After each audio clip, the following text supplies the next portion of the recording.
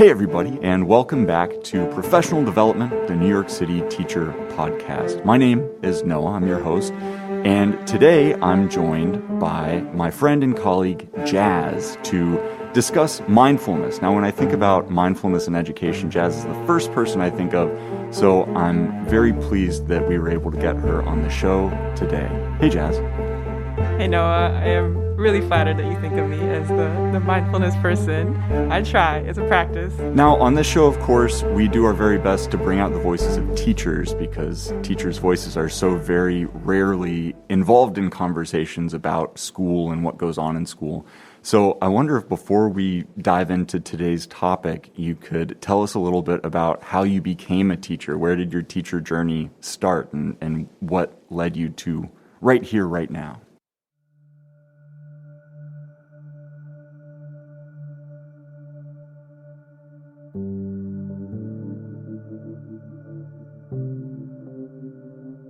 It has been a journey. Let's see. I'm going back to my upbringing. I'm going back to how my parents brought me to all these different countries as a young kid. I went to so many different schools throughout elementary, middle, high school. We were really hopping around from one country to another, throughout West Africa mostly. And it was a lot of different school systems, really.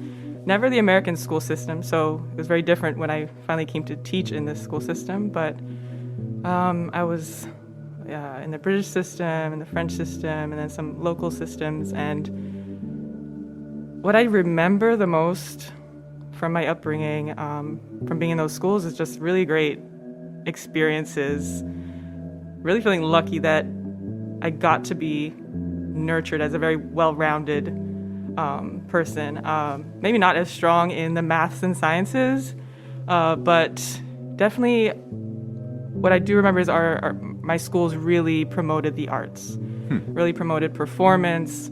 I did a lot of dancing, a lot of acting in plays, and really got into music and into painting. And so I really felt like it was through that I really got to learn more about myself, connect more with other people. I learned socializing a lot more through those kinds of practices, and then language as well. Since I was moving around, I sometimes had to pick up a new language, and I felt like that was the best way for me to do that rather than just rote memorization, repeating things. It was really through the act of play. And again, through the arts, that I really got to do that. And I always knew that I wanted to teach. At first, I remember my third grade teacher saying, draw what you want to be when you grow up. And my first thing was drawing myself teaching dance.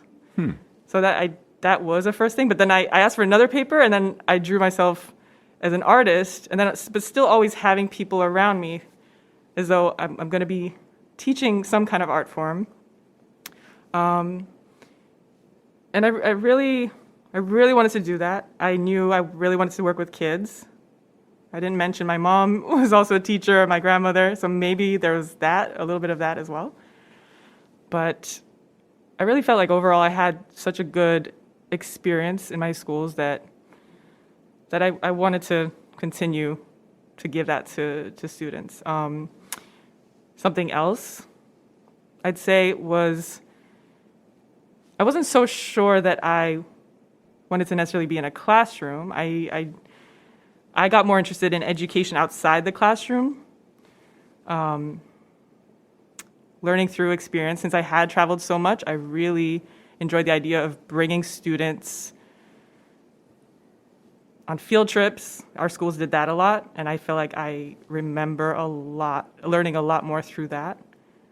And then also project-based learning. I think my schools were good at, something that stands out in my mind was a project where we were going to plan, to build a pond for our school.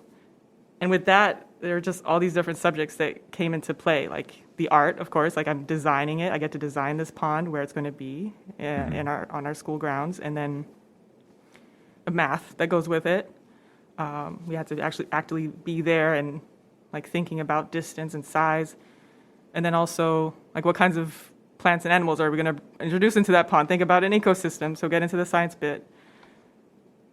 And then also, again, that's socializing, like getting to know the community, go into the community and find out how do I get these materials, how much do they cost, and like actively going out and talking to people.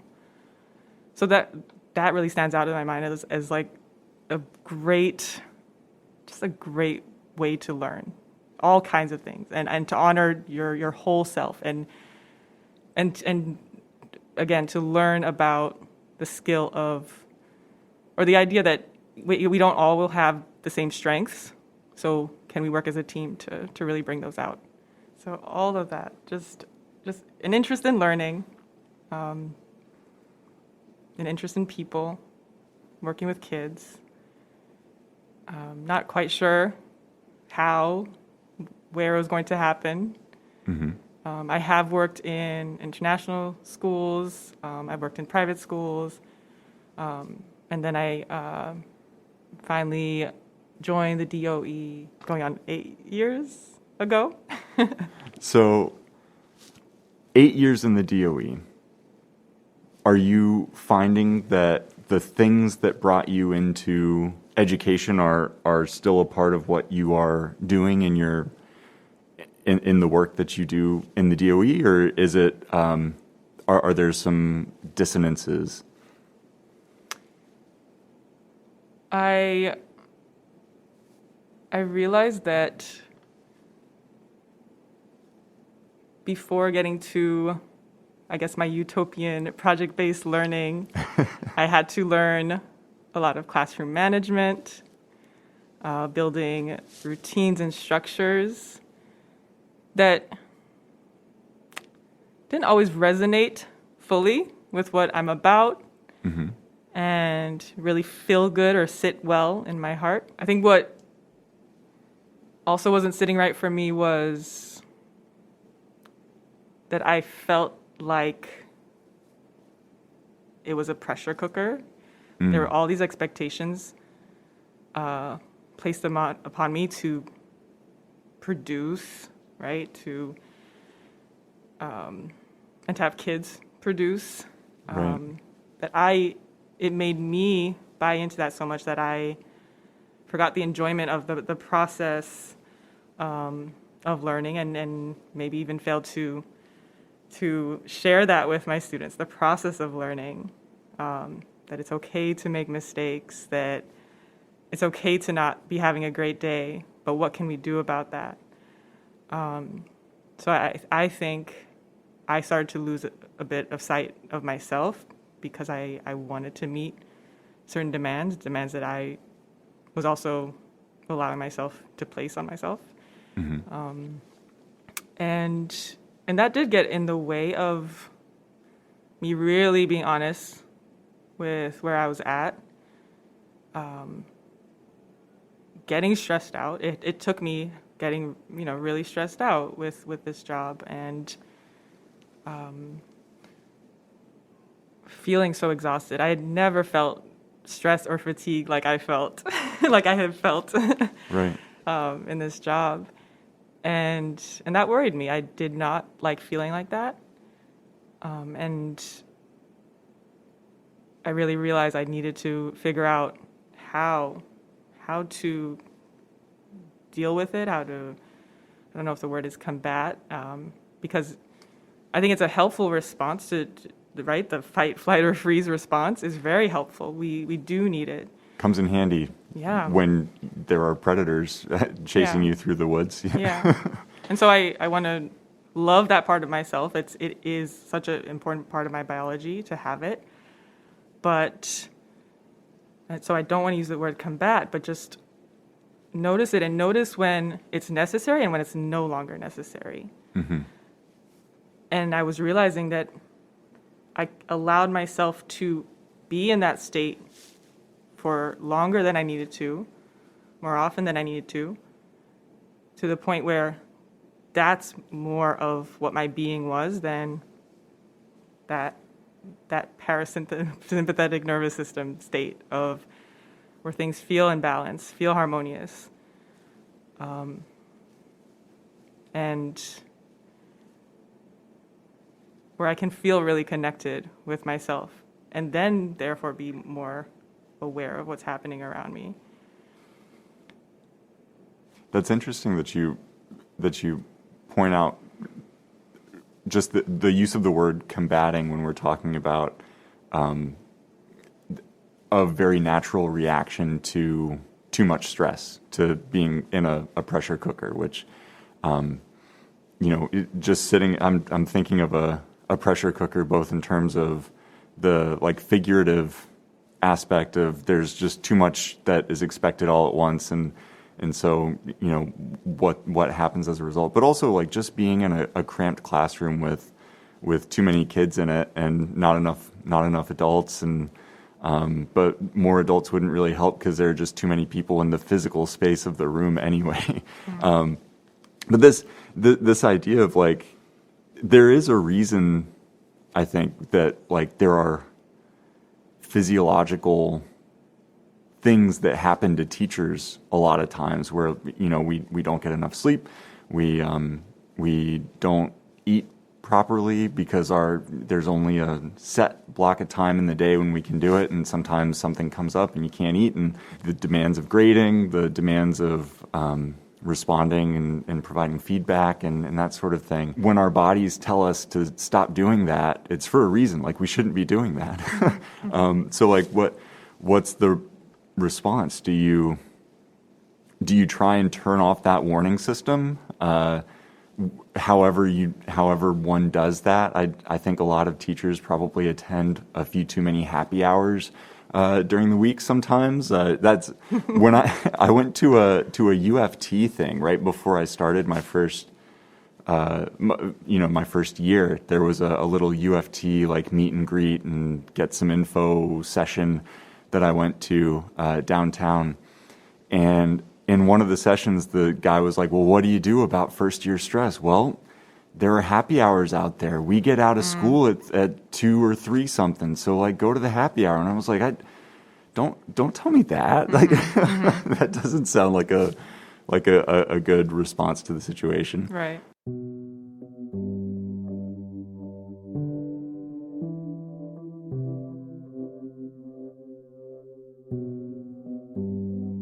Yeah, that's something I think I bought into at first, but then was realizing that was just adding to the toll, and realizing that wasn't.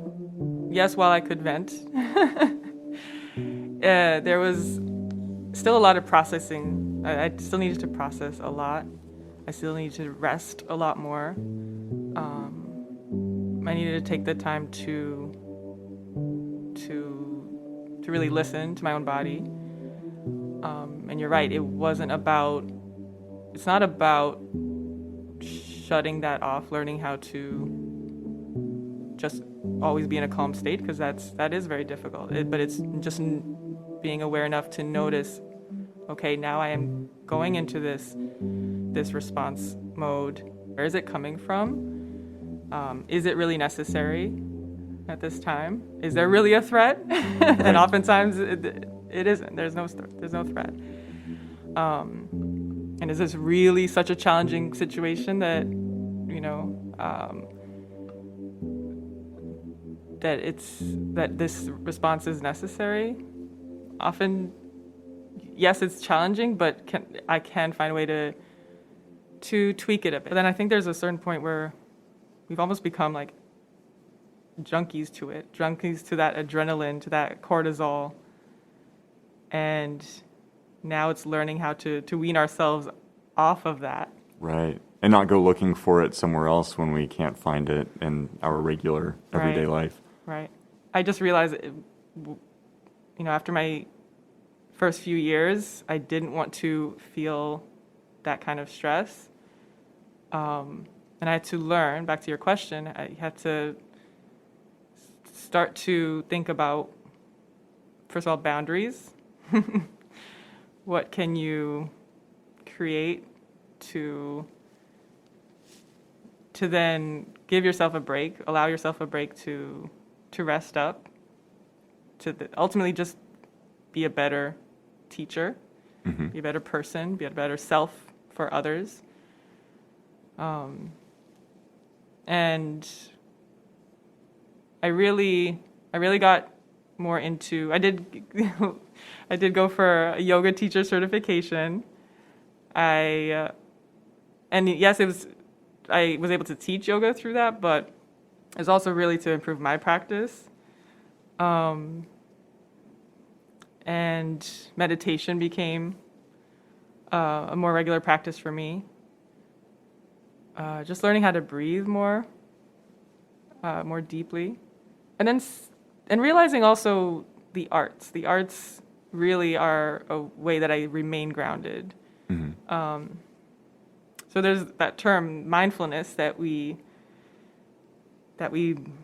bring up a lot.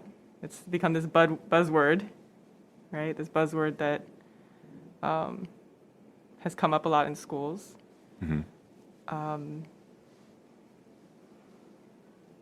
I still kind of struggle with that word. I think sometimes maybe it's not really clear what it is. It still feels a little bit obscure, right, as to what it is.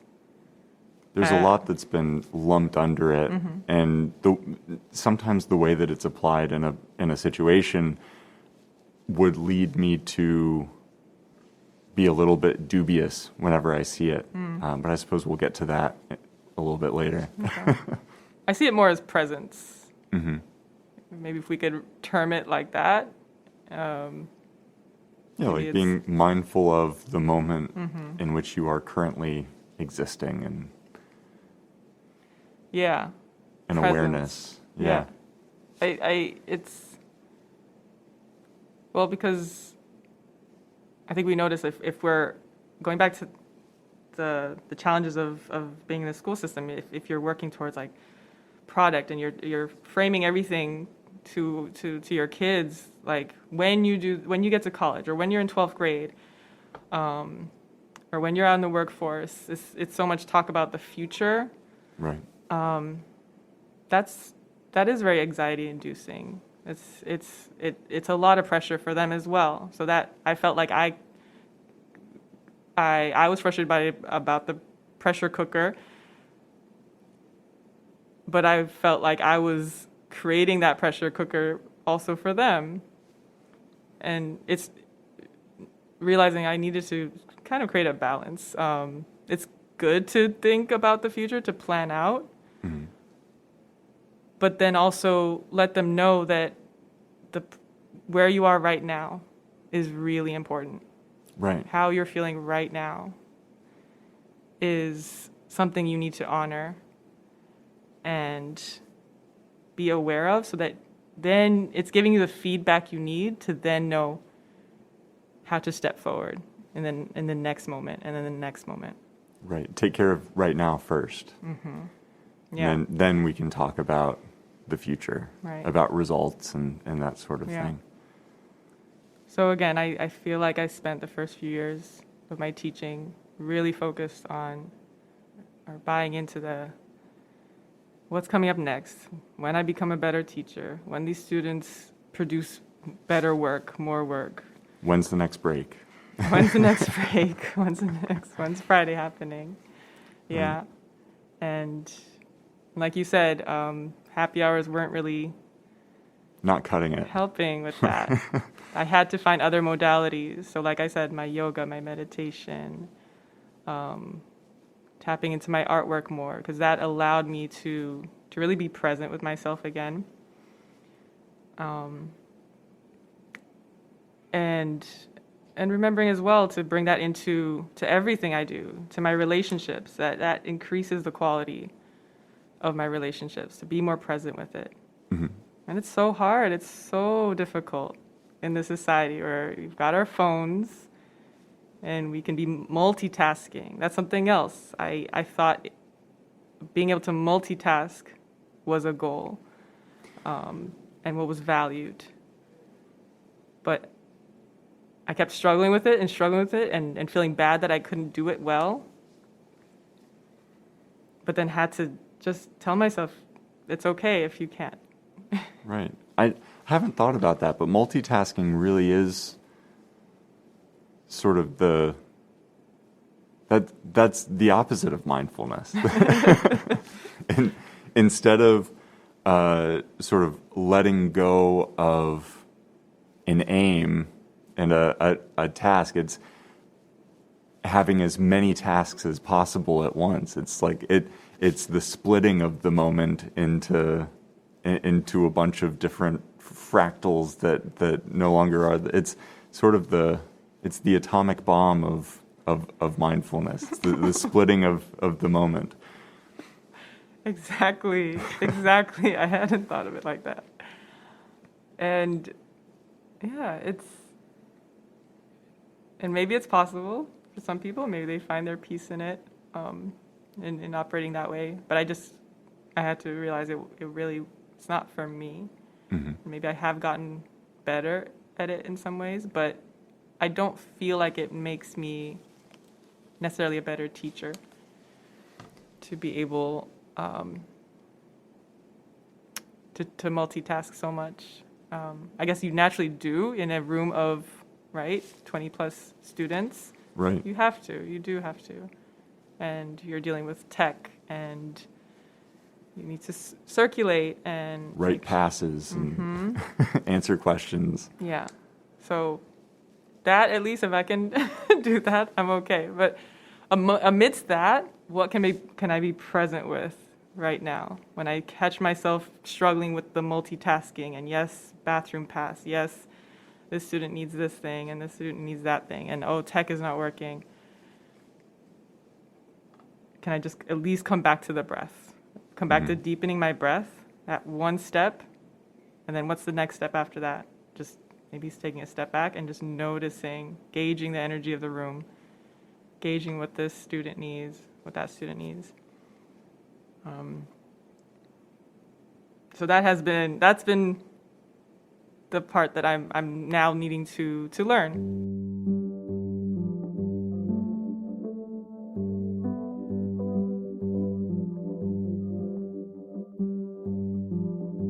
This is news to me that, so I knew that you were a painter and a dancer prior to teaching, but I didn't realize that the yoga and meditation was sort of a response to being in the position of a teacher. I figured that was all one big bundle. So that's interesting. So I was going to ask how, your mindfulness practice makes it into your teaching, but your which you just explained, but the fact that the teaching was part of what led to that at least that aspect of your mindfulness practice is interesting. I will add, and this was the yoga certification, the meditation that did happen before officially entering the DOE. I had been working for this nonprofit focused on health. So I've always been focused on the health and well-being, and taken so many nutrition courses in college and grad school. So I had been working for this nonprofit before that, where we would, again, with that background of education outside the classroom, I wanted to go in more as the break from the school day. And this nonprofit did just that, where you get a break from your regular classroom day, and we get to do yoga together. We get to meditate together. We get to move. We get to, and we get to cook healthy foods together. But after that, I really felt like, wow, I really need those tools now for myself. Mm-hmm. I had been sharing it with others, but then really realized I have to use these very same techniques for myself in order to not burn out, in order to not feel tired in the classroom. Yeah. Right. And so there's this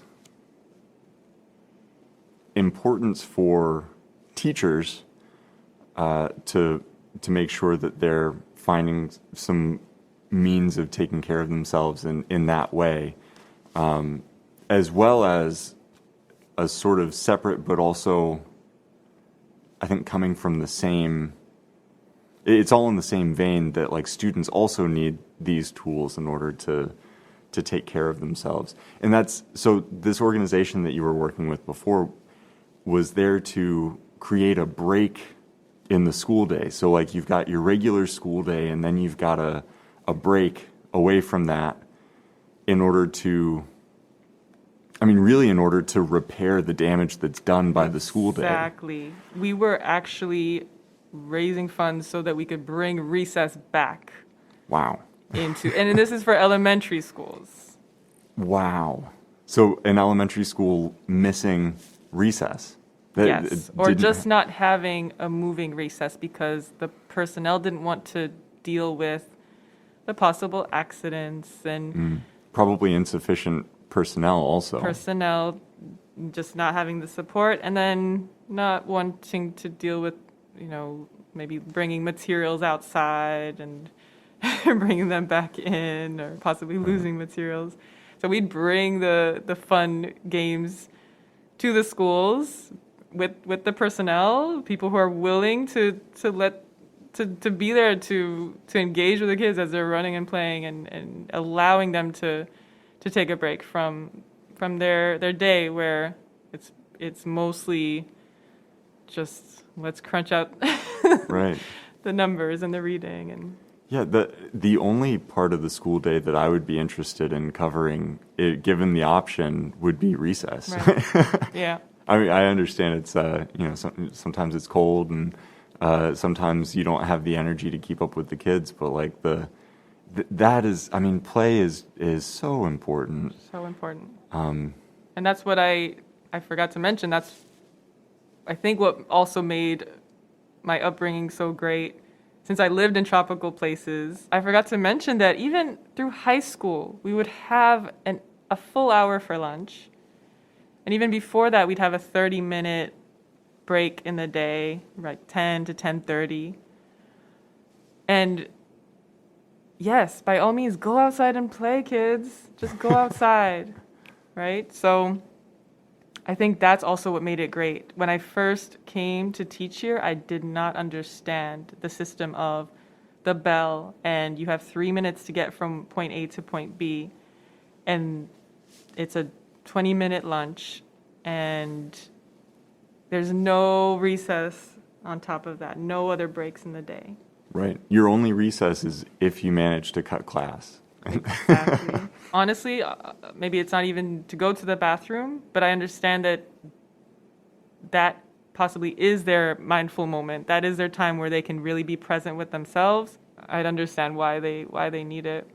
Yeah, and I think most students probably wouldn't be able to articulate that, but what they're doing is something that is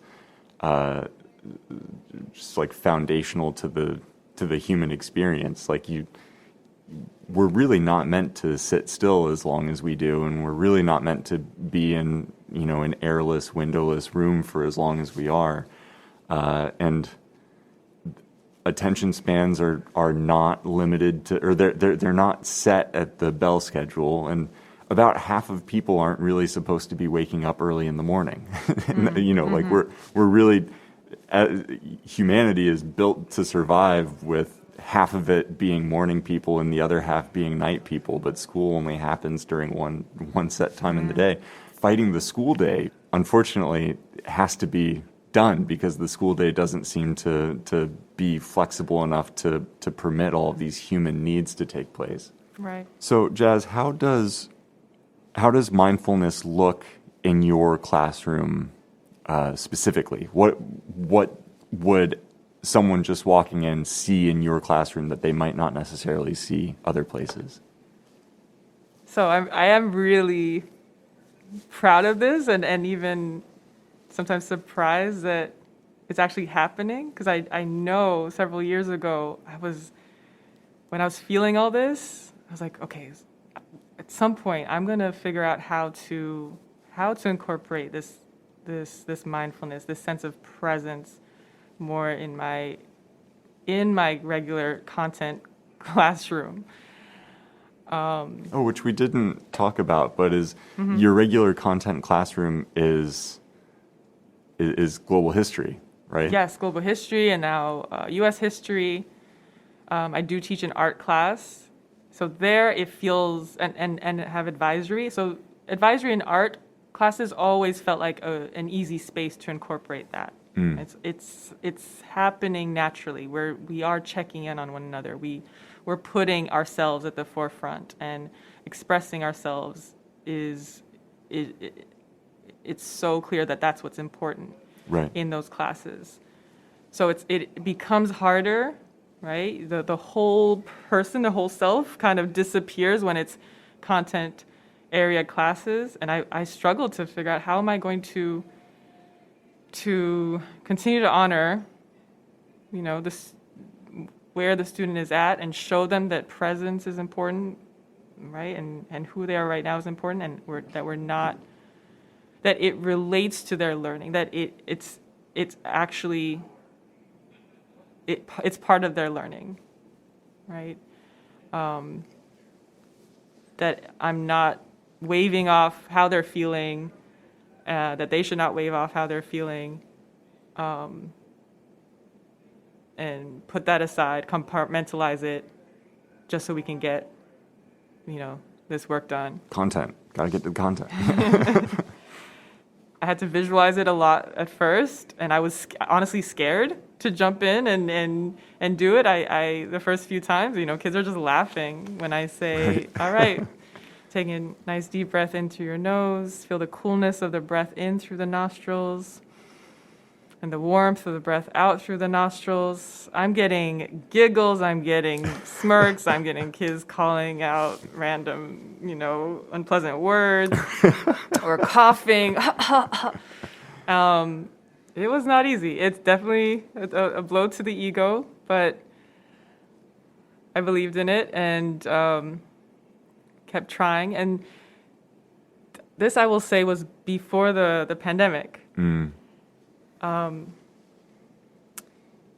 Now, I think one of the blessings of the pandemic was that other people started to realize that this really is important. We can't deny the importance of mental health and the social emotional part in learning. Right. It became clear that we're all in trouble if we don't find a way to take better care of ourselves. Yeah. Because nobody else is going to do it for us. Right. So I will give credit. Well, I give credit to the pandemic for that, but big ups to COVID. But I will also give credit to our principal for also really supporting what I was doing, and also bringing it into the culture and into the system of our school. So there was a request, a lot of encouragement that all content teachers incorporate a mindful moment into their lesson, whether it's at the beginning, middle, end, and that will actually be something that's looked for when an administrator comes into the room. So with that extra support, I felt like, okay, this is valid. Now I wish I could say that I knew it was valid, but it felt like a task bigger than myself earlier on. It felt like I was swimming upstream. It felt like maybe I was, the village fool. Right, standing on the corner telling people that the end is near unless exactly you join me in this breath. Exactly. Well, that wouldn't be a bad gig. And they'd be right, Exactly. So Just with that extra support, I felt more solid and more convinced that this is what can happen. This is something we can change. So, I mean, I'll speak to like my global history class and my whole team in that subject. We will have that mindful moment slide just after the do now slide. And so it is really just as routine as the do now. And the kids, at this point, they really look forward to it. One time that slide was not there and they kind of freaked out. Where's our mindful moment? I love that. They wouldn't say that about the exit ticket. That's great. The do now and then the be here now. Yeah, and be here now. Be present with yourselves. And so, and I have walked into other teachers' classrooms, not just in our content area, but others. And so it looks different for different teachers, for those who are implementing it. It could be just a moment to stretch, a moment to just doodle how you're feeling, doodle your mood. Some teachers are more into like journaling, so take a moment to journal. How has your day gone so far? I like just having students visualize, like for example today, on a Friday, what are you going to do this weekend to really take care of yourself, to really honor your need for rest, for relaxation, for self-care? What's something you're going to do? Really take a moment to, close your eyes, visualize it. We have so much, our visualizations just have so much power in them. And even just being able to imagine yourself in that happy place already does wonders for where you are right now, even if you're not in such a happy place. Right. It can change your mood.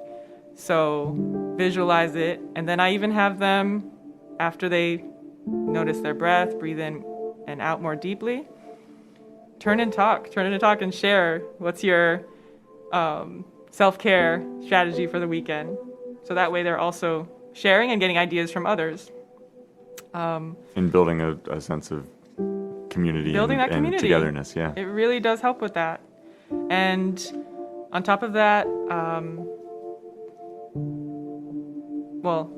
if anything, just leading them through the breath, having them notice something very, very subtle about themselves. Again, like that coolness of the breath in through the nose, the warmth of the breath out through the nose, or just notice the air on their skin or how the clothes feel on the skin. Just have them really hone in on something very specific so that they're kind of not so worried about other things. It Right. really is like they do get to clear their mind of it. And it really is, it's a superpower. It's a superpower to be able to do that, to kind of tune out certain things, tune out distractions, and really hone in on like one thing, kind of, like we said, that eliminating the multitasking. Right. And Get a little bit of tunnel vision. Yeah. Yeah, focus. And that does, I feel like after they come out of that, it does help with the focus. And what's even better, like I said, it's become such a routine. But on top of that, students have volunteered to lead it in my class. That's awesome. Yeah, and so it's turning into this peer-led thing where it's only 2 students who've volunteered so far, but I think it will grow. Yeah. More and more kids, when they see, oh, my peers up there leading us, and they enjoyed it, and we enjoyed it, I can come up with something next time. So it can go beyond just me leading them, and they might come up with even more creative, cooler ways to just be present. Yeah, and once they're taking ownership of it, that's when you know that there's a potential for transfer, like that might actually leave the room and, Exactly. and come in handy somewhere else for them. because it's not helpful if they're relying on me all the time to. It'll look like they need me to lead them through that. Right. They don't need me. You are big mindfulness. They are fully dependent on you. The mindfulness company store. Exactly. Like it's really, again, it's more to empower them, and when you can, like, again, being present, it really is your superpower. It really is. And once you see that you can tap into it, you have the ability to tap into it at any point. It takes a lot of practice, but when you can do that throughout the day, it improves the quality of so many things. Your learning, your relationships, and if you realize that you can show someone else how to do it, pay it forward, Yeah. and really show that part of us matters. Right. Right. Do you think the mindful moment is enough? Sometimes I think about that. Right now, like I said, I'm just so happy. I feel like strides have been made. Yeah. I'm reminding myself to be present with what's happening right now. Oh yeah, it's 100% a success story. I don't mean to no shade by any means. No It's problem. awesome. I do see more happening. I think so. I mean, in undergrad, I also studied cultural anthropology. I'm so into culture and just how it forms slowly, surely, and a reminder that we are the culture, right? We are the ones to make shifts happen, to co-create, really, to co-create the world we want to see. Sometimes it's hard to envision something so different from what we've been practicing. So right now, I think I'm just, enjoying seeing this shift, this mindful moment, and just staying aware of the feedback I'm receiving from that, and seeing how it does help to really set the tone for my class, really make kids feel more like a community and more valued as whole people. I think so far, I'm really happy with that. That's the message I really wanted to convey in my classes, and I wasn't doing that before. It felt more product driven, and now it feels more process, and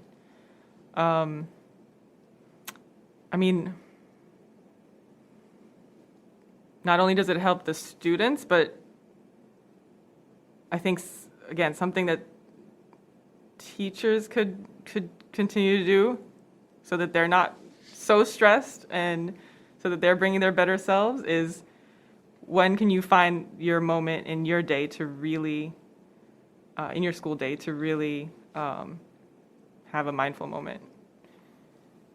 Your prep period, you've got a little bit of time, even if it's a minute or two, to breathe more deeply, find a more dimly lit room. A lot of these lights are just so intense for people. Right. Maybe even turn on a YouTube guided meditation. Right. Find a quieter room if you can. Yeah. But I think for now, yes, if you have your mindful practice in class, also notice that it is important to also have it for yourself outside of your classes, in between classes. Right. I'm imagining a frantic, stressed teacher leading the mindful moment right after the do not. It's a funny... Yeah, right. Breathe! Right. Because your energy is contagious. Yeah. Right? Just like other things are contagious. Right. Your a lot energy, of contagion these days. But your energy really is contagious. And so that's something else I do make sure to check in on it. Like, check your energy before you enter a space. because it can dictate how others, I guess, proceed or how they shift. Right. So that's something I will say. So it's not enough to just do it in the classroom. Also add it to your prep or any moment you can in the day. Right. Yeah, I think in a perfect world, that wouldn't be as important as it is. In a perfect world, there would be a little bit less pressure in the pressure cooker. But as long as it is what it is, due to policy and the state of the country we're living in and the city we're living in, finding a way of impacting what you can in your own life and your own teaching practice. Mm-hmm. It's all we've got for the moment. Mm-hmm. And hopefully that will change at some point, but at the moment it's all we've got. Yeah. But speaking of a perfect world and the ideal, what would your ideal mindfulness affirming school look like in comparison to what we have now? So you've mentioned how well things are going in classes now as a result of the mindful moment. What if mindfulness were allowed to not be a part of the day, but be the thing that shapes the entire day? Or would that even be ideal? It's really hard to imagine it right now. Yeah. Maybe because I even though I do practice that presence, that mindfulness, that calm, I still am overwhelmed and overrun.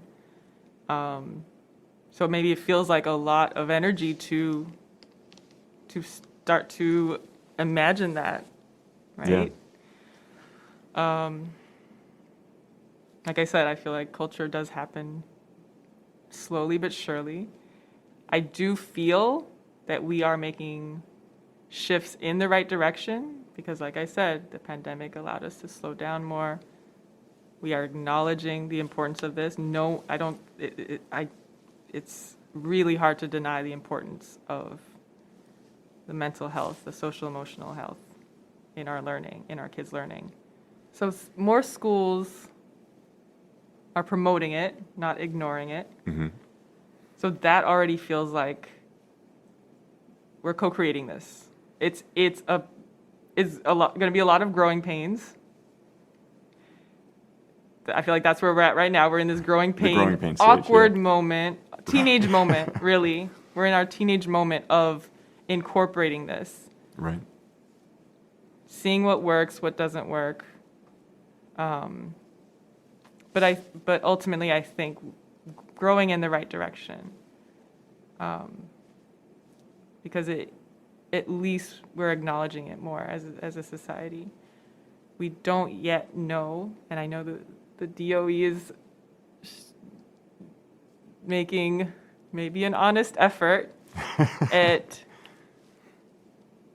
they've acknowledged it, and now they're making this very maybe rushed effort and maybe not having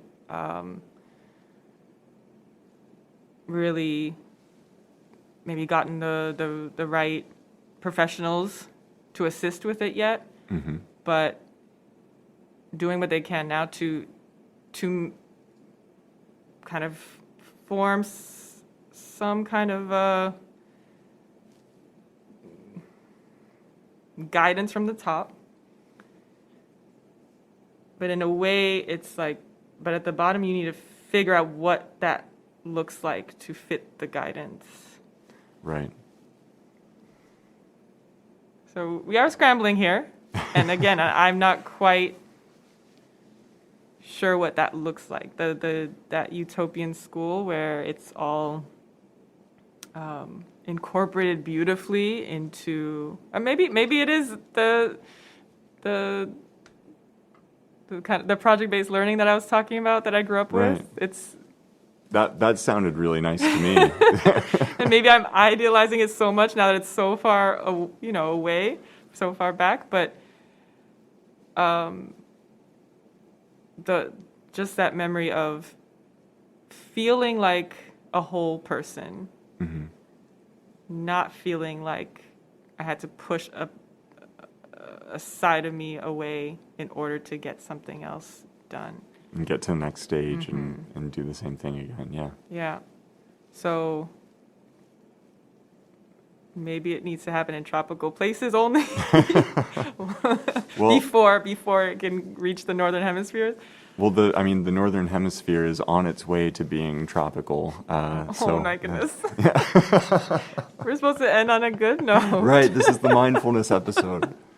Damn it. But I think that I do think it's possible. I think optimism is another superpower that if you're putting that energy into the universe, we're working towards it. Right. And yeah, if there are collective, small but honest, honest efforts, right? We can work towards something better. Right. Little oases between which bridges can be built, and eventually the whole thing could become an oasis. Bridges from each mindful moment to the next will eventually just become a whole mindful day. It is a little disingenuous to see some of the guidance coming from the DOE about mindfulness, and I mean SEL and the importance of like educating the whole child. Those are at the moment. Those are like policy buzzwords that are being used to shame people who are asking for a true remote option, so that kids can be kept safe, and so that teachers can be kept safe from COVID. And so it does read as a bit disingenuous, but the fact that those words are out there, as long as we can keep them in circulation long enough to be used for the right means, that might be an avenue for making the school day a bit more of a mindful thing, like bringing recess back. If you hear for 2 years how important it is to be in person in order for children to have access to resources having to do with social emotional learning, then eventually the case is made for you to be able to say like, yes, and also here's what that actually looks like. Exactly. And these are the resources that we need in order to make that happen. And sorry, we're going to have to cut some time out of this, and this in order to make room for something that is a human need among adolescents, which is some time outside, or some time moving around, or some time to socialize, that sort of thing. Like And more time to paint or exactly perform, to make music. Yeah. We need all of these things, and you said it this many times in the news when you were trying to paint teachers as hypocrites or as like not caring about the children. These are the things that the children need, and here's a list for you. So. Right. Right. Well, what I said earlier was, right, we're getting this guidance from the top, and maybe they're not meeting with the professionals. At first I was thinking, these need to be psychologists, and different kinds of sociologists, but we are the professionals. Right. We are the ones who should be informing really what the guidance looks like. Or Right. And you were talking earlier about bridging our oases. We have to continue to engage in that really great practice of colleagues, meeting with our colleagues and teaching one another what we have, sharing what we have, because I can't have this great thing happening in my classroom and keep it to myself. Right. Right. And maybe eventually this is the you'll best. have too many kids in the classroom because everybody will want to come into the oasis, and then you got to build the oases elsewhere too. Exactly. And maybe this is what I have the capacity for right now, but I would love to be able to share this with more people so that those who have just their brain works in some other beautiful way, they can add on to it, right? And for the people who don't feel as exhausted, Right. they maybe have the energy to bring this onto a bigger level. Right. So yeah, sharing. The schools, ideal schools, are still places where we can continue to feel free to share what we're learning. We just need to have the time to do it. Right. And the audience, right? The means of conveying that stuff, which is, that's the idea for behind the show, is to get teacher voices out to other teacher voices and people interested in what's going on in schools, and to make it possible for that communication to take place. So if you're listening, share this episode with your friends, with other people who want to start building building a little oasis, and maybe building a bridge between that oasis and other oases. I think that just about does it for me on questions. Is there any parting wisdom you have for our audience? Just keep working on that, tapping into your presence. Whatever takes you there. It's always there, but we often forget to tap into it. If you are a teacher listening to this, it really will be your superpower as a teacher. It allows you to build what I call that teacher intuition. It's different from that teacher who has an agenda, who has so many goals in mind that they don't even see who they're catering to. That they don't even learn from who they're catering to. We say teaching is an art. Like, really, really allow your teaching practice to become this living, breathing art. Find your presence and continue to practice that. If you lose it, find it again. Exactly. Exactly. All right, well, Jazz, thanks so much for joining us and for sharing your practice with us. And I think right now is the time to be thinking about this stuff, and every day is the time to be thinking about this stuff. So really appreciate you sharing with us. Thank you so much, Noah.